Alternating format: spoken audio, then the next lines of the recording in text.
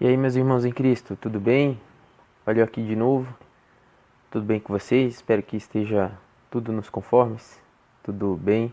Comigo está tudo ótimo também. Eu queria tratar hoje com vocês de um assunto delicado, mas de suma importância para nós cristãos, que é uma coisa que a gente deve estar em alerta nos nossos dias. É uma coisa que a gente deve estar a todo momento se preocupando, que é a deturpação do Evangelho, as falsas doutrinas, os falsos mestres e os falsos profetas, tá bom? Esse assunto é extenso. A gente teria aqui no caso horas para estar falando sobre isso, assunto para horas. Mas tem um texto na Bíblia que eu acho bem importante, um dos textos que fala sobre esse assunto e que trata de maneira clara e objetiva. Então nós vamos fazer a exposição dele, são 5 versículos, que é o livro de 2 Timóteo 4, do verso 1 ao verso 5. A gente vai estar tentando interpretar da melhor maneira esse texto, tá bom? Vamos ler, vamos à leitura e a gente já vai para a explicação do texto, tá bom? Vamos lá, vamos ler. Conjuro-te, pois, que diante de Deus e do Senhor Jesus Cristo, que há de julgar vivos e os mortos, na sua vinda e no seu reino, que pregues a palavra, inches a tempo e fora de tempo, redarguas, repreendas, exortes, com toda sorte, toda a longanimidade e doutrina, porque virá o tempo em que não suportarão a sã doutrina, mas tendo comichão nos ouvidos, amontoarão para si doutores conforme as suas próprias concupiscências, e desviarão os ouvidos da verdade, voltando às fábulas. Mas tu, sê sóbrio em tudo, sofre as aflições, faze a obra de um evangelista, cumpre o teu ministério. Beleza. Após essa leitura, a gente tem consciência de algumas coisas. Primeiro, vamos ver, fazer uma análise do texto em si, tipo, trazer uma reflexão versículo a versículo, para a gente tentar ter uma interpretação legal do que Paulo está tentando passar aqui. Paulo vai começar o texto, a gente vê aqui no verso 1, com a palavra conjure-te, pois diante de Deus e do Senhor Jesus Cristo. Conjure-te, ou seja, eu te convoco, não é no sentido de invocar, mas convocar, pedir com diligência, com urgência, para dar foco. É um assunto de extrema importância que Paulo está tratando aqui, por isso que ele pede com tanta firmeza, vai falar aqui diante de Deus, diante do Senhor Jesus Cristo, que há de julgar os vivos e mortos na sua vinda e no seu reino. Então é uma coisa que era de suma importância. Paulo já sabia disso, porque desde a época de Paulo, desde a época dos apóstolos, a mais ou menos, podemos falar assim, 2000 anos atrás, aproximadamente, desde a época de Jesus, isso aqui foi alguns anos depois da ascensão de Jesus, então a gente fala 2000 anos arredondados aí, que aproximadamente, que foi toda aquela época dos apóstolos e a época de Cristo, do princípio da igreja. E Paulo já previa todas essas coisas, a deturpação do evangelho, porque já existia naquela época muitos falsos mestres, falsos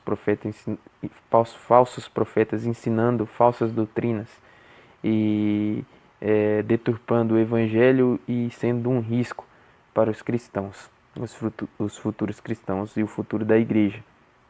Então Paulo já previa isso e Paulo vai estar alertando nessa carta a Timóteo, segunda carta, a respeito desse assunto. E ele pede com diligência, com certa urgência, ele começa já falando isso, e ele continua aqui no verso 2, que pregues a palavra instes, ou seja, com insistência, com vontade, para insistir naquilo, para fazer seguidamente, consequentemente, sem se importar com as consequências. Então, há tempo e fora de tempo. E redárguas, essa palavra redárguas, ela tem dois significados principais, que fala lançar acusação, resposta ou recriminar. Só que no sentido que está aqui no texto, no sentido que está falando, é realmente de julgamento, para julgar, para apontar o erro, mas não segundo a própria vontade do pregador ou da pessoa, mas segundo a palavra. Igual ele vai falar aqui, ó, redáguas, repreendas, exortes com toda longanimidade e doutrina. Ou seja, fazer tudo isso, acusar e apontar, redáguas, repreender, exortar o povo com toda longanimidade e doutrina, ou seja, baseado na doutrina, baseado na palavra e não segundo o próprio conceito do pregador, certo? Então Paulo vai tratar desse assunto com certa urgência e vai falar da importância, já prevendo o que iria acontecer em tempos futuros a respeito dessa palavra. Então é um assunto de extrema importância. Você vê que vários momentos da Bíblia é aplicado o alerta para falsas doutrinas, falsos mestres e falsos profetas.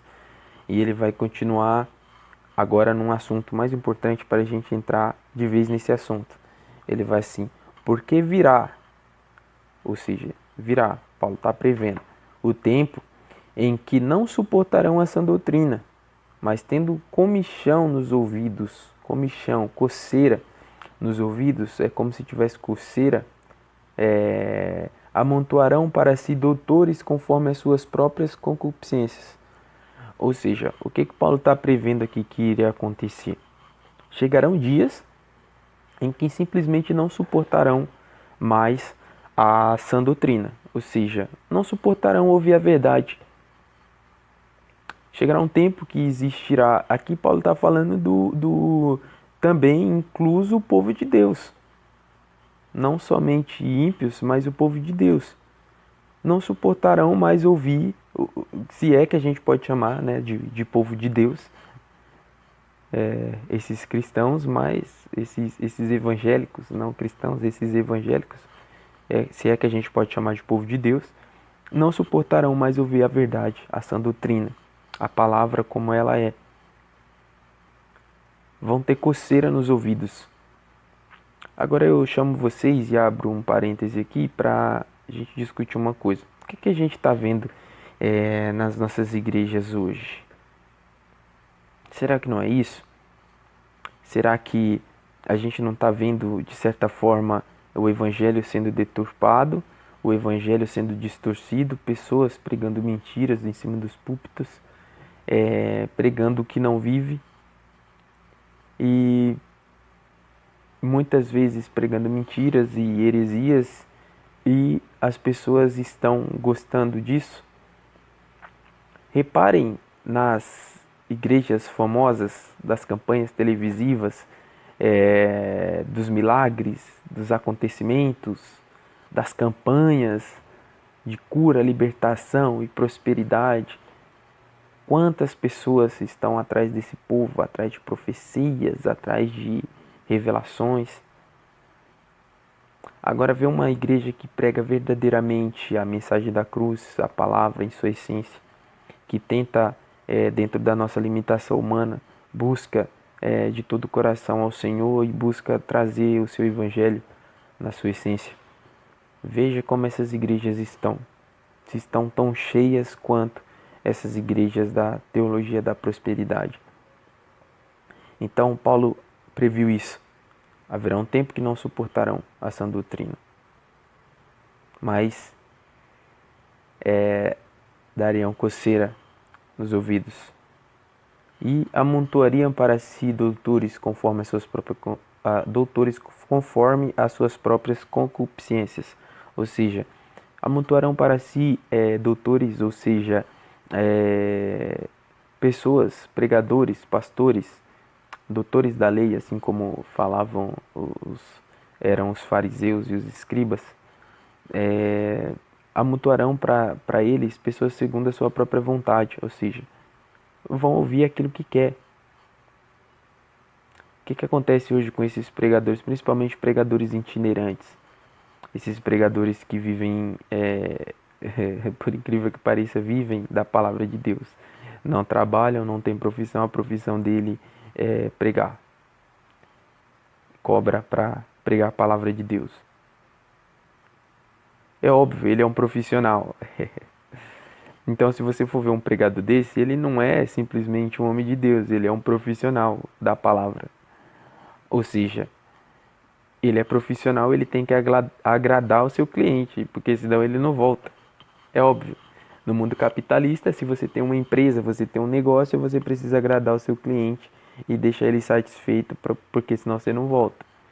É justamente o contrário do evangelho.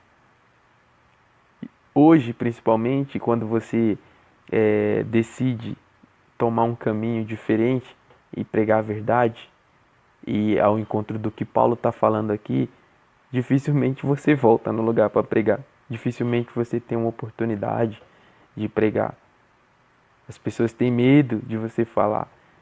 Medo do que você fale magoe e pessoas saiam da igreja. Porque qual é o foco dos pastores de hoje, na sua grande maioria? É encher a igreja, ter a igreja cheia. Mas é mais ou menos igual músculo com anabolizante. O corpo cresce, mas sem saúde. Do que adianta ter a igreja cheia, mas sem cristão, cheia de bode, como o Paulo Júnior vai falar. Então, Paulo já previa isso, que isso iria acontecer. Pessoas iriam fazer líderes, pastores, evangelistas, segundo a sua própria vontade, para pregar aquilo que elas esperam ouvir. Ninguém vai trabalhar o dia inteiro, chegar na igreja cansado para ouvir sermão sobre o inferno, sobre o pecado, sobre cruz. Vamos falar de coisas boas, vamos falar de prosperidade, chave de casa, de carro. E é isso que o povo está preocupado, um povo totalmente mundano, mas mundano não somente no sentido de pecado e viver de acordo com o mundo, mas com o coração nesse mundo. As pessoas têm o livro de Apocalipse, as revelações e o arrebatamento da igreja, o fim dos tempos como uma fábula. Eu acho que essas pessoas não acreditam de fato que haverá um céu, um lar em outro lugar. Eu acredito que essas pessoas não têm dimensão do que será a nossa nova morada. Então, o coração delas estão no aqui e agora, na terra. E assim nós vamos seguindo com esse evangelho deturpado, com falsos mestres que criam falsas igrejas que geram falsos cristãos. E assim nós vamos caminhando para a decadência e a apostasia, como a gente falou, a apostasia. Esse artigo definido. Aí Paulo vai continuar, dizendo assim: e desviarão os ouvidos da verdade, voltando às fábulas. Isso aqui é uma coisa que eu estou reparando muito, muito. De vez em quando eu gosto de ficar vendo curiosidades, estudando, e eu vejo alguns vídeos no YouTube. E o que tem crescido de canais e de pessoas no YouTube, malucos, eu não tenho outra palavra para falar, daquela tal da teoria da conspiração, né? Pessoas falando a respeito de várias coisas e se autodenominando cristãs. Elas acham que elas são cristãs, que elas estão seguindo a doutrina de Cristo, estão defendendo o evangelho. E é o tempo inteiro falando de anticristo, querendo saber quem vai ser o anticristo, de nova ordem mundial, de isso, de aquilo, se importando tanto com isso, alertando as pessoas a venderem tudo que tem, comprarem um terreno no meio de um lugar deserto, perto de água, um bunker para se esconder debaixo da terra do anticristo. Aí eu pergunto para você, será que uma pessoa dessa realmente crê no arrebatamento ou ela só está pensando na terra? Ela está se preparando para sobreviver à grande tribulação, aos dias de perseguição, ao reinado do anticristo. Mas será que ela realmente é cristã? É isso que a Bíblia prega? Porque a Bíblia fala que o anticristo terá poder para pelejar contra os santos e até vencer. Muitos irão morrer nas perseguições contra a igreja. Esses dias de perseguição virão. E você acha que com a tecnologia que vai ter no reinado do anticristo será possível para alguém simplesmente se esconder dentro do bunker e ninguém vai achar? É tanto que a Bíblia fala no sermão escatológico lá, Marcos 13, Mateus 24, Jesus vai falar que se aqueles dias não fossem abreviados, nenhuma carne sobraria, ninguém ia sobrar. Então os dias foram abreviados justamente por causa dos santos e Deus já sabe aqueles que vão sobreviver para o arrebatamento e aqueles que vão dormir, como Paulo fala, fechar os olhos e para o descanso até o dia do juízo. Então, não vejo isso como evangelho, eu vejo como isso aqui, ó, fábula. Olha esses canais dessas pessoas e olha quantos seguidores, quantas pessoas cristãs, evangélicas, estão seguindo esse tipo de pessoa, esse tipo de ensinamento. O que isso pode ser mais do que fábula? Não é isso aqui que Paulo está falando? Desviarão os ouvidos da verdade e se voltarão às fábulas? Não é conto? Não parece loucura isso que esse povo prega? Tanto esses youtubers quanto essas igrejas de teologia da prosperidade, que vem de vassoura santa, que vem de água santa, do copo de água em cima, do galho de arruda, isso não é fábula? Isso é fábula, parece história de princesa, de carrossel. Aí Paulo vai terminar, mas tu, ser sóbrio em tudo. Sofre as aflições, ou seja, Paulo está falando, sofra as perseguições. Nós, pessoas, assim como eu e muitos amigos cristãos espalhados por esse mundo que resolveram abrir mão do evangelho fácil, da falácia, da falsa doutrina e da falta de caráter e pregar a Bíblia como ela é, a verdade, sofre perseguição. Você sabe que você que prega a verdade na sua congregação, seja mesmo dentro da sua congregação, você sofre perseguição. Vai dar coceira no ouvido do povo, os bodes vão se rebelar contra você, eles não querem ouvir isso. Eles não suportam ouvir isso. Então você vai sofrer perseguição. Se você leva uma vida em que todo mundo bate nas suas costas e elogia o que você faz, alguma coisa está errada. Você não tem ninguém que se levanta contra a vida do cristão, porque a vida do cristão é assim. Aquele que se opõe ao sistema que está aí e vem a pregar a verdade, a Bíblia, o Evangelho na sua essência, ele é perseguido, não tem jeito. É tanto que a gente fala no Brasil, nossa, a gente mora num país, graças a Deus, livre para se pregar, para se fazer o que quiser. Mas por quê? Porque não se prega a verdade aqui. Estima-se que no Brasil a população vai chegar a 90 milhões de cristãos. Eu acho que é mais ou menos isso, se eu não estiver enganado. Eu vi em algum lugar esse número. Espero que eu não esteja errado, mas eu acho que é isso. Mas muita gente confessa a fé cristã no Brasil. E Jesus vai virar pra gente e falar que a gente é o sal do mundo. E eu fico imaginando, num país como o Brasil, tanta gente, se for esse número mesmo, se eu não estiver enganado, 90 milhões de pessoas num país de 200 milhões, vamos arredondar aí. Quase metade do país se declarando cristão. Aí eu fico imaginando Jesus falando, nós somos o sal do mundo. O sal, quando você vai colocar na comida, você bota uma grande quantidade do alimento e uma pitada de sal e ele já dá um sabor. Ele já faz a diferença na comida.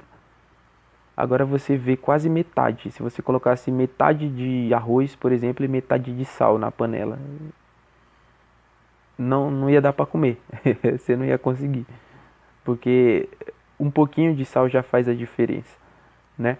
Então, Jesus usando essa metáfora aí, falando que nós somos o sal do mundo, quer dizer que uma pequena quantidade de cristãos já é capaz de fazer uma diferença enorme na sociedade. Como um país com 60 mil homicídios por ano, com a taxa de criminalidade tão alta, de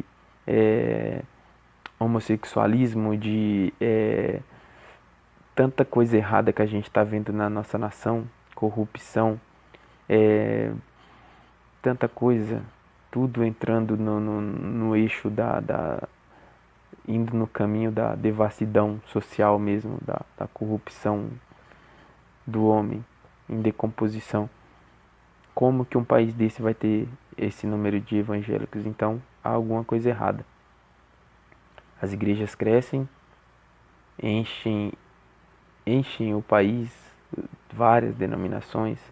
Qualquer um que não concorda com alguma coisa da sua denominação já sai, já abre outra igreja, sem preparo, sem base, prega o que quer, fala o que quer.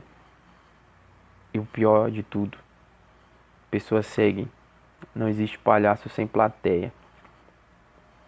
Então, que Deus tenha misericórdia de nós e que venhamos a estar atentos aos falsos profetas, porque eles são muitos.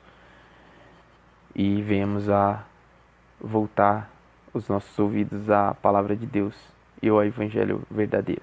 Amém? Que Deus vos abençoe, que vocês tenham uma ótima semana e nos vemos por aí. Abraço, fique com Deus.